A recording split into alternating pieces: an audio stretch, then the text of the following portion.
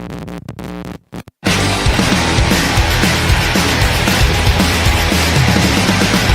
keeps it cheering year after year? Who's got the ballpark? That's so who's got the fans? With so much Cleveland pride. Who's talking baseball? We're talking guards. Who's talking baseball? We're talking guards. Nobody plays harder than the guards. We've got the players. These guys are really hot. We've got a future, we're headed to the top. We're on the warpath, it's spreading far and wide. We're talking baseball, we're talking guards. We're talking baseball, we're talking guards.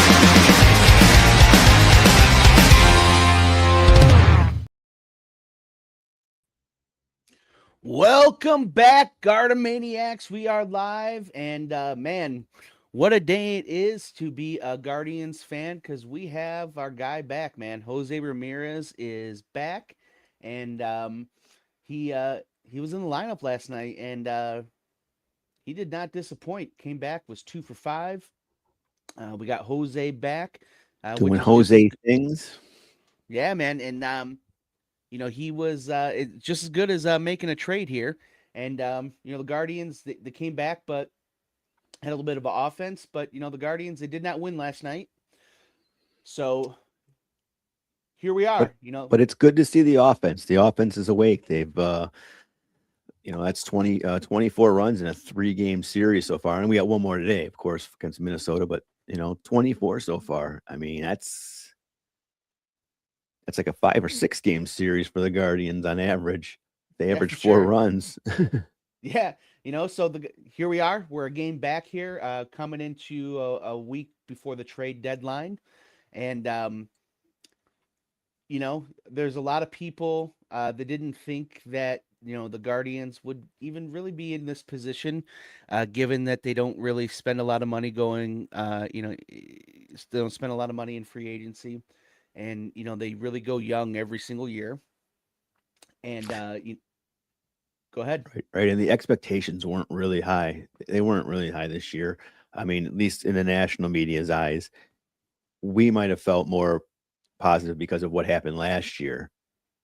And I think we still expect more from this team, but they're actually still overachieving, which is great because they can only get better. For sure. But I would say at some point though, you go from, you go from overachieving to just achieving, right? Yes. At some point we are no longer, having low expectations. I mean, the Guardians at this point, they've become an organization where, maybe in the off season we forget what they are. Yeah. But in season, man, this is what we've come. This is what they've become, right? They're a first place team. They're a contender every single year, and here we are. And they're a game back of first place. They've held serve almost all year, and these White Sox are surging. The Guardians for a while they were able to have a positive point differential for the season, and here we are with a negative differential again. Last night put them in the negative. That losing that game, what was it, 10-4? 10-6. 10-6. Yep, there's their 4 runs. 4 runs, and what's that negative run differential right now? Yep. It's a negative 4 run differential. So, the Guardians definitely, I still think it's offense that you need. You still may need another pitcher or two here, one for the rotation, one for the bullpen. But, you need some help here at the deadline if you want to stay in contention. Absolutely. And we were talking about the Guardians, what they usually do. And that was like last week I brought up the name Lane Thomas, which I know doesn't excite a lot of people, but that's a very Guardians-like thing to do, is get him back, because he's on that 1-year contract over there in KC. He's hitting good now, but it's not a splash. I get it. And to me, there's really no, I don't want to sacrifice too much. I don't want to give up Velasquez. I don't want to give up Hanau. I don't want to give up. I mean, I give up Cooper Ingle. I'm good with that. Is it because of the defense that you saw? Is it because he threw the ball into the Yes, outfield? yes. It's the mental makeup and the errors. And I get, listen, he's 9 games he'd played in the outfield in his major, minor league career, even 9. Mm-hmm. But he didn't even look like it. He looked like the kid you put in right field when you're in minor league baseball, like kids baseball. Are you saying he looked like your co-host? I don't know. I don't remember ever watching you play, so I can't say firsthand. I'll have to ask Rob Schneider. When he picked up his mask? When I picked up his mask. Yeah. Well, there are a lot of guys out there right now that are available. Some guys that can be had for maybe a little, some that can be had for a lot. If we pull up ESPN right here, if you guys go to ESPN.com, you can actually pull this up yourselves. But here are the top 100 trade candidates, right? And some of these guys are going to be guys that, you're going to have to give up a lot for.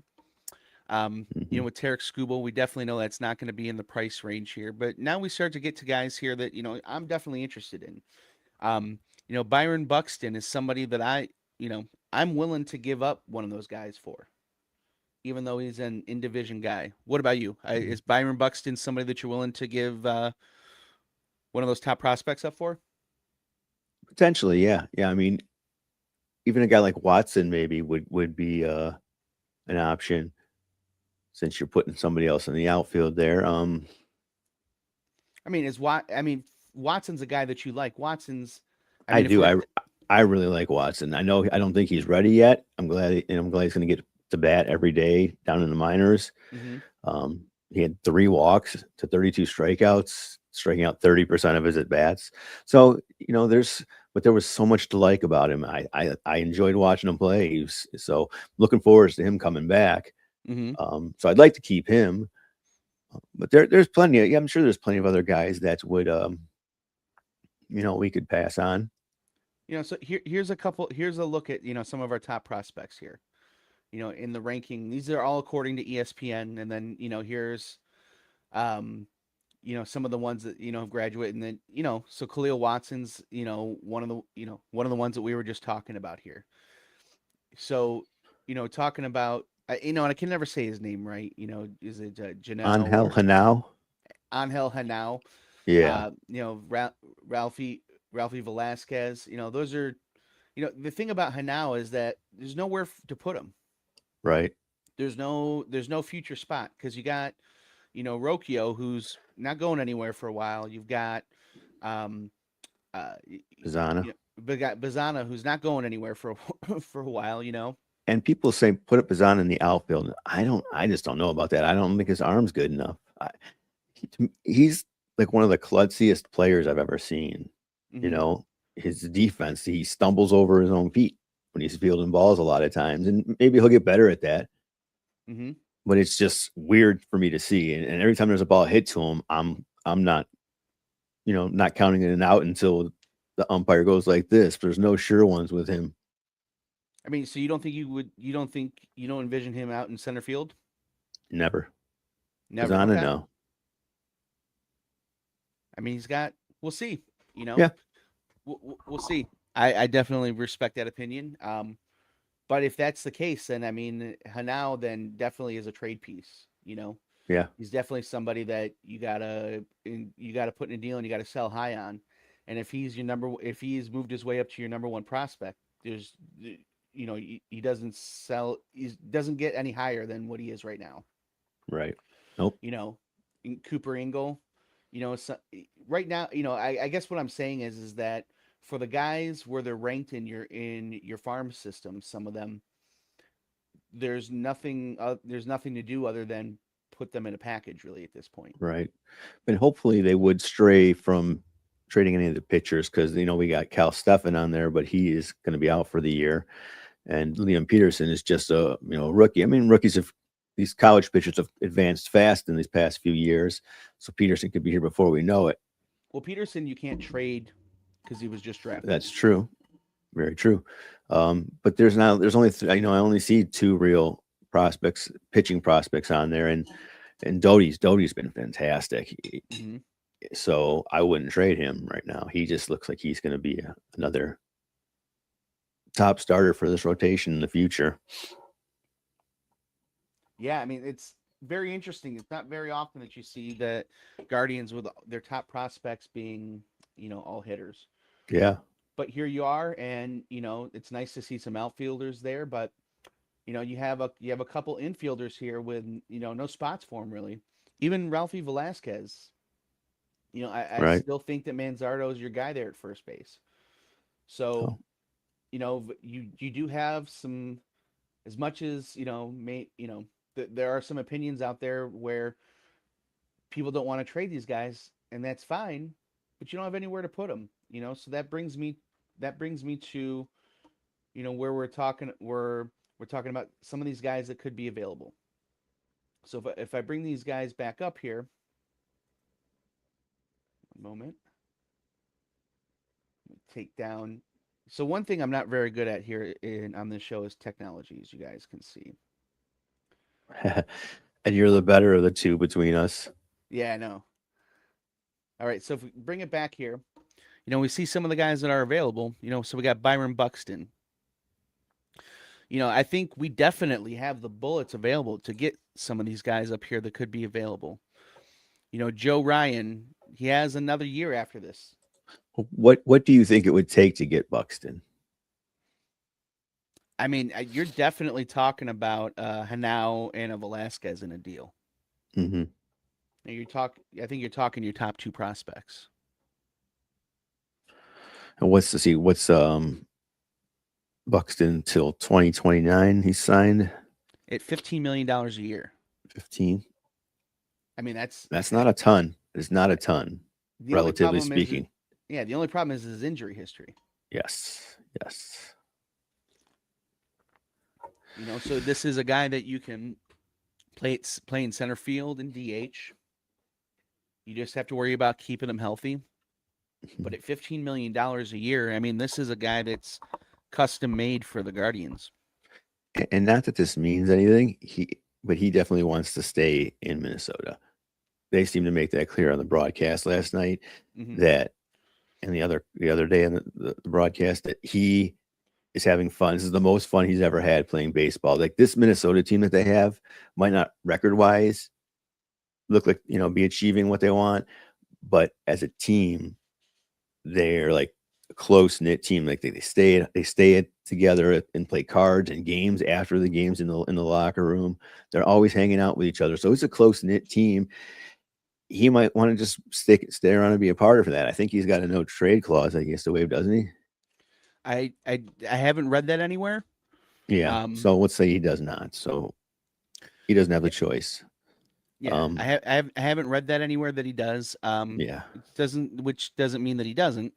But one thing that I think is interesting here on some of the CSPN stuff, and I posted it a little bit, I think yesterday or the day before, is, where they're putting that they have the best fits, and it's just like, so of anything of any of like the teams that need less expensive outfield options, you don't put the Guardians in here. Right. Is like a best fit, and then you scroll down here, and then where is it? They put the Guardians in as a best fit for. Let me get down here. It will become obvious to everybody as we pull it in here. Here we go. For a second baseman. Yes. Is a best fit. A left-handed hitting second baseman, poor defensive second baseman, who's finally having a good defensive year. Yeah. So that's one of the things too that I just don't understand a little bit about the the national media, when they put these lists together. So it just shows that they know just as much as you and I do, and the people watching and listening. There's no place where I just don't know where you put him. This guy used to, be kind of a super utility guy when he was with Florida. but he has not played the outfield since 2021. Yeah, He's been second base. and like you said, this is his best defensive year, I believe, ever. Yes. He hasn't been known for his defense by any means. Yeah, I mean, he's been known. Actually, he's been known as being a very poor defensive player. So, while we're going through this, you also got to take it for with a grain of salt. Whether where they're ranked and who the best fits are, because these guys who are putting these together, they know just as much or just as little as we do about where these guys are going to be headed, or Yeah. what these Right. teams' needs are, and those sorts of things. But what is interesting here is that when you look at these guys, I mean, there's some pretty big names in here as far as these rankings, and then the percentages that they put in here of like the percentage of like how chances Likely they they're are going to to be get traded. traded. So going back to what you were saying about Byron Buxton, I mean, they have him number 2, but then look, they only have him at a 10% to be traded, which means that, that goes back to what you're saying about the reports of him having fun there. Right. And that says a couple things about his makeup, though, right? Number one, does he want to win? Right? You want a guy that wants to win. But number two, could he be good for the clubhouse, though? That would be. I think he would be great for the clubhouse. Then that's what I'm saying. Matter. I mean, yeah, I think you're saying he would be a huge upgrade. He would be an upgrade, and could he be a guy that, if you remember back in one of the things that made those 90s teams special was that clubhouse that those guys had. Absolutely. And having a guy like him in there, maybe he brings a little bit of that from Minnesota over, and, he can bring a little bit of that rub over. So, maybe Byron Buxton maybe replaces, for me, Jordan Alvarez as my number 1 target. Okay. On this team. I mean, Alvarez was going to take a huge haul as well. He was, but he was also very expensive. Yeah. But he's and he's Air Jordan. What's that again? He's Air Jordan. Yeah, he's Air Jordan. He's out of the Guardians price range. Yeah. Mason Miller, I think, would look good in a Guardians uniform, but the haul that it would take for him and him being a relief pitcher, just I don't love the price for relief pitchers, especially closers. Yeah. I know he's not on the list there, but AJ Minter could be available. Left-handers having a very good season. He seems to secretly have good seasons every year, man. He secretly has been a very consistent relief pitcher. I think here and there he has a bad season, but he's turned himself into a little nice little reliever. Yeah, he has. Zach Neto has been pretty good for the Angels here too. Now there's a guy that you don't really necessarily have a position for, but man, he would be a guy that if you could steal him somehow, he would look definitely good here. So we're going back down this list here. So really, we're looking for, I'm looking for starting pitchers and outfielders, right? This is a guy that interests the heck out of me. Me too. He was, a high draft pick, I think because of injuries and, had some off years, kind of fell down, everybody's list of, top pitchers in the league and who was going to be effective. And then here we are. Yeah, he was a forgotten about guy. And then here we are. He's kind of come back a little bit. And I think you could kind of buy low. I think you could buy low on him. I would definitely be a taker. I would definitely be taking that one. I think he's a guy that you could get from the Angels and not have to, give up the farm. And he's somebody that I could see Carl Willis and company, finishing the turnaround on. Another left-handed pitcher too. Yep. So, they tried to experiment and put him in the bullpen, and now he's back in the rotation. I think he's a change of scenery guy. I would love to see. I would love to see some. I would love to see him in a Guardians uniform, and then him in that 5 spot. him in his 5 spot and Saccone down in the bullpen. Yeah, I think that would be wonderful. Hmm. And then best fits, you don't see like I don't understand how the Mets are a good fit for him. The Mets are just, Yeah, I don't think the Mets are a good fit for anybody.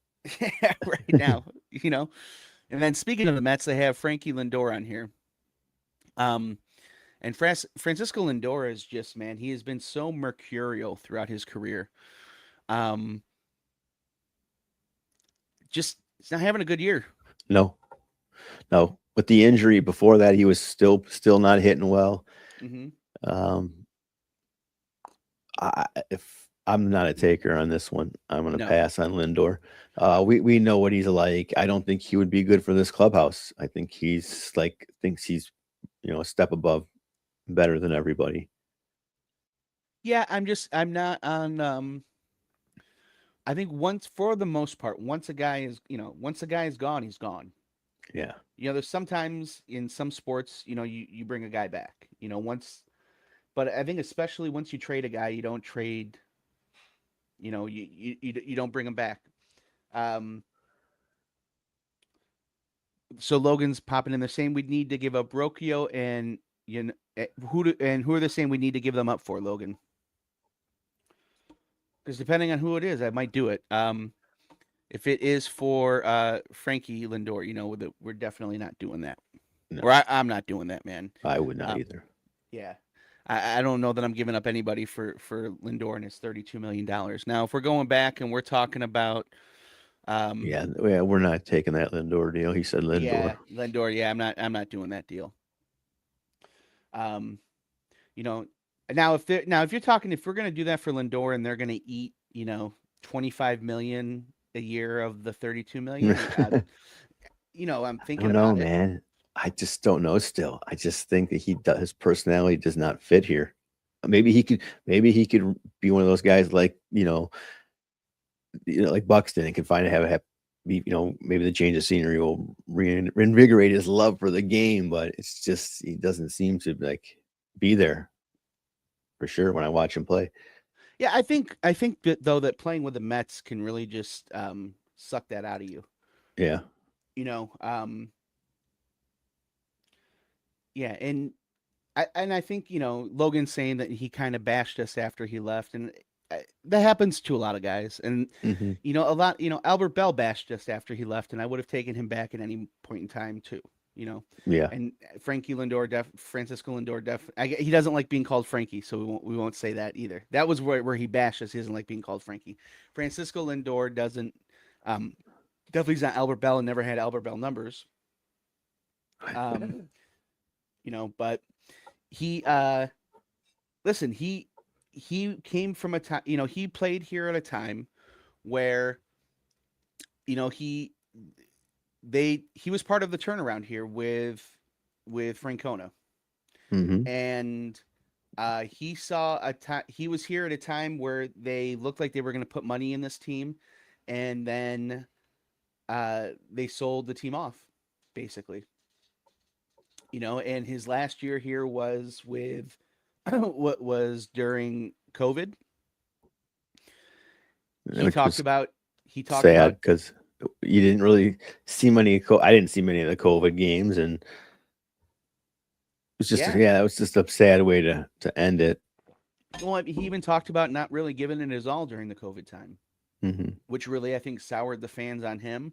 Hmm. And the There were a fans. lot of things that came out about him that, like I said, rumors of his attitude, special privilege that he Mhm, expected, and I just absolutely, don't think that fits in this clubhouse. for sure. But I think that also you grow, and you don't know with anybody else that you're trading for, right? With the talent level that you're trading for, you're going to get that with probably just about anybody else that you bring in. Yeah, So to say that like you don't want to bring a guy in because of that is, I think, kind of bullshit. Not because of on, makeup. yeah. I mean, you're gonna get, you know what I mean, because you're gonna, at least with Lindor, a little bit of that going into it, and you can prepare for it. With Hmm. these other guys, you're gonna, you would probably you get blindsided by it. Yeah. You know, you can't. The, you know, he's one of 25. He's one of 26. Um, you know, if you were to trade for Alvarez, you think Alvarez is not that guy. You know what I mean? They're, Right. you know, these other guys are gonna be like that, probably even worse. Now the difference is that Lindor's hitting 140 or whatever the hell he's hitting right Right. now. Yeah, I can definitely get it. Perception is going to be a lot of that. How we perceive these guys, and but we've seen Lindor firsthand. Um, we've like you said, we've heard the stories, and 'cause even you saying he's not playing that well in 2020. I just don't. Yeah, I do think that there is something to having a good makeup, good chemistry, and like I I'm, said, I would absolutely not trade for guys because of it. I mean, But I'll so I say guess we'll this. differ there. Yeah, man, I'll say this. Those stories never come out if he signs an extension here. Yeah. You know, those stories never. You know, those stories only came out because he didn't sign an extension and we traded him. Hmm. And you know, Jose Ramirez, I love the guy, but who knows what stories come out about him if he doesn't sign an extension, and what stories have stayed in house. I heard that he would not let anyone beat him in Mario Kart. Yeah, So there's that. And I think what Frankie did to me, Logan. He's my fantasy shortstop. So I'm rooting for him. Definitely rooting for him. Was rooting for him to put up some numbers this year. It just didn't happen. yeah.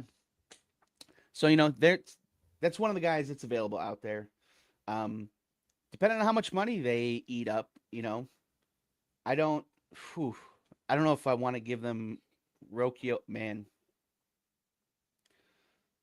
so only stories coming out are that he has. All right, so we are not going to repeat that one here, but you could see it if you go to Facebook on the comments here. Just saying that he uses a much heavier than normal bat, I guess is what Logan is trying to say here. He likes the giant size Slim Jim. Yes, he uses the old school. He uses the the old school Babe Ruth bat. Some of the other guys that are available, Sonny Gray from the Red Sox, who could also be pretty interesting here. Yeah. In the starting rotation. Wilson Contreras, a guy that I've been talking about here too, doesn't really catch too much, but over at first base could be, he could take that role that Rhys Hoskins has had, but then he's also Hmm. probably taking the bats from Manzardo, so I don't know that necessarily he's a guy that you're really gonna, spend too much on. Casey Mize, who has been kind of one of those mercurial guys for Detroit. I don't see Detroit trade anybody to us. I just don't. I mean, we've traded to them, man. We've given them Willie Castro and Jahani Peralta. Yeah. Yes, it can happen. I just don't see them at the pennant at this time, at the playoff race time, doing it. Yeah. But you never know. So here's one that really interested me, and I think they got it right by putting the Guardians on here. Jung Ho Lee. Yes. He's having a great year. He's having a great year. He's his contract is in today's day and age moderate. He's not too old. No, he's just right. 27. I don't know that it would take too much to get a guy like him. I mean, he could be the second coming of Ichiro. I mean, that's putting him up there. That's hitting a bomb, but Yeah, who knows? Yeah, I don't know. He might. I'm looking at his numbers here, and it's looking at his number. I mean, he's Stephen Kwan. Yeah, Kwan plus. Well, there's no power here with him, but that's all right. He's batting 300. I mean, there's no power with Kwan either. So nope. So you're running the risk though of you get. So you can't have Kwan and him together. That would be an issue. For sure. There's really no room for two non-hitting outfielders, but I shouldn't say non-hitting because he's hitting. Yeah. Well, I guess Quan was 400 in the month of July so far. Quan's been hot. He's doing his Quan thing. Could be his Quan song. Hopefully it is his You Quan know, song here. The problem with Quan is that, or these guys that only have one, tool offensively, is that when that one tool isn't working, you have nothing else to rely on. nothing, right? Yep. Not getting hits. If he's not hitting for average, he's still hitting for power. If he's not hitting for power, he's hitting for average.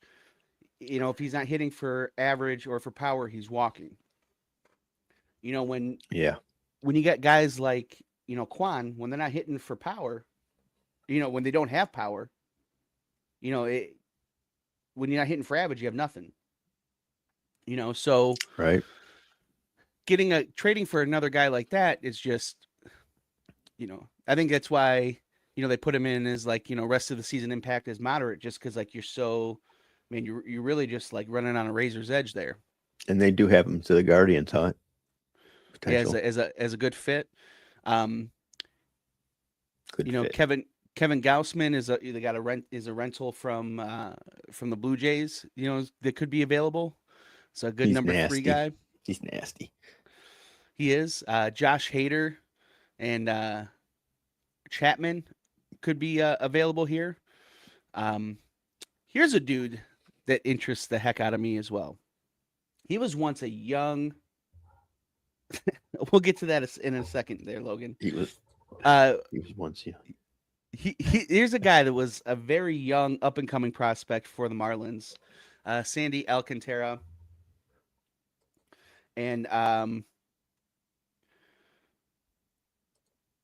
he didn't end up being a number 1, but he's good. He's not having a great year.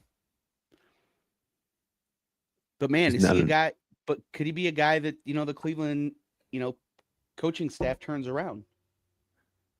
I mean, he's a Cy Young Award winner. He's a one-time Cy Young. That's his only good season, really. Unfortunately, did he win a Cy Young? Yes.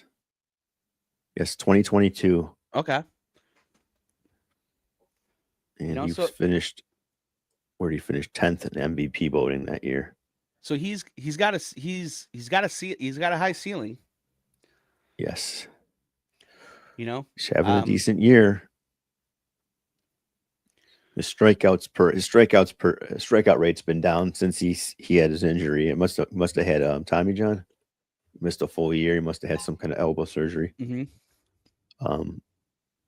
So it looks like his strikeouts are down since then, but I mean he's coming back. Maybe he's getting stronger still. Yes, I mean he's a guy that I have interest in. And now we're going down this list here. Now we're starting to get into guys that, make less and less of an impact here.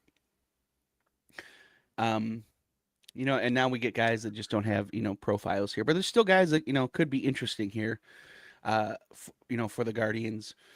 There's a lot of guys that, were once impact guys that no longer are. Dustin May, man, he was nasty for the Dodgers at one point. But Taylor Ward, I think, would look good here for the Guardians, and he's probably somebody that's not going to take a lot.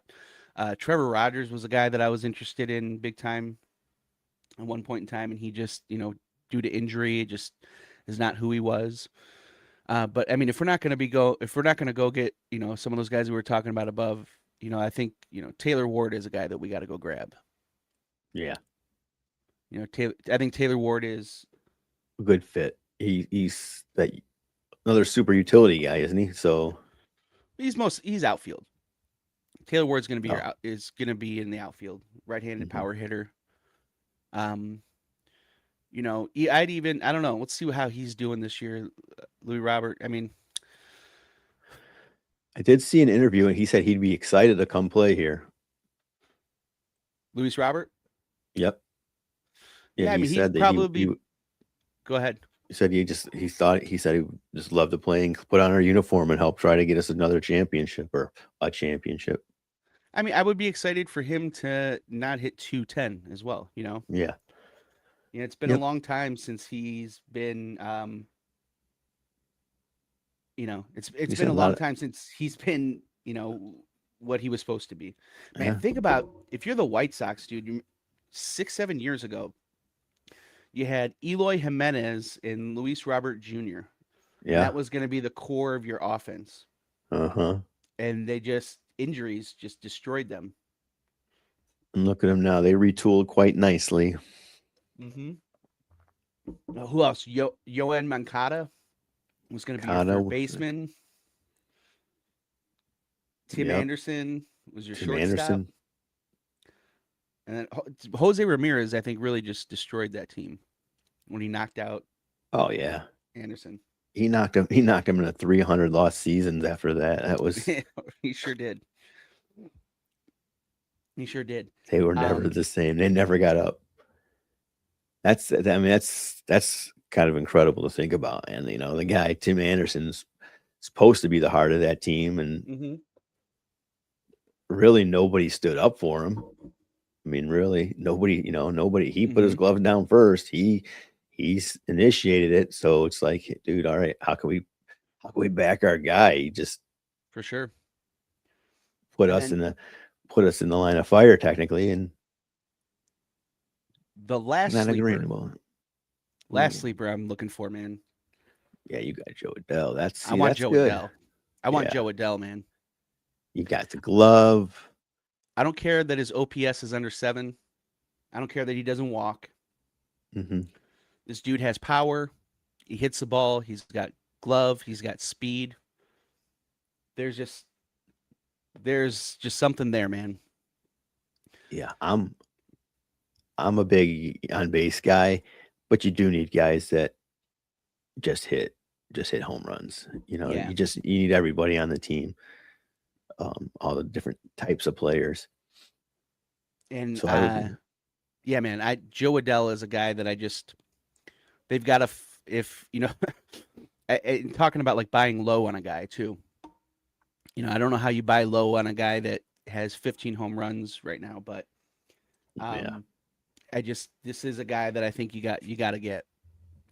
If you're not gonna if you're not gonna get Ward, you're not gonna get any of these other guys. If he's available, man, you've got to try to find a way and go get Joe Adele. I mean, he could probably come cheap, Ish, yeah, fairly cheap, yeah, compared to some of these other guys. for sure. So that's kind of what we're looking at here for the trade deadline here coming up. I did notice Minter was on that list, and the other thing is I didn't see him on the list, but and Washington is in the race, but I still like Curtis Mead. Love Curtis Mead. Would love to have him here. Yeah, But that would be Manzardo either gets benched or traded.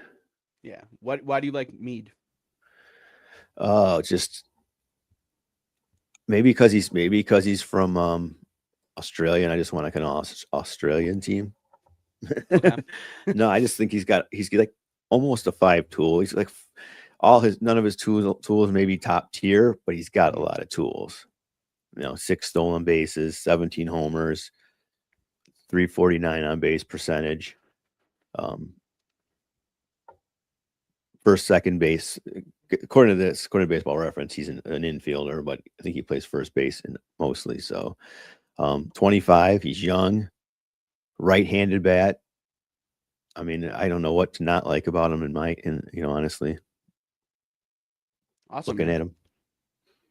Yeah, I mean, and he's a guy who's bounced around already. I mean, he's been in Tampa Bay, Chicago. He was with the White Sox last year, and here he's finding himself maybe 8. He's still young, 25.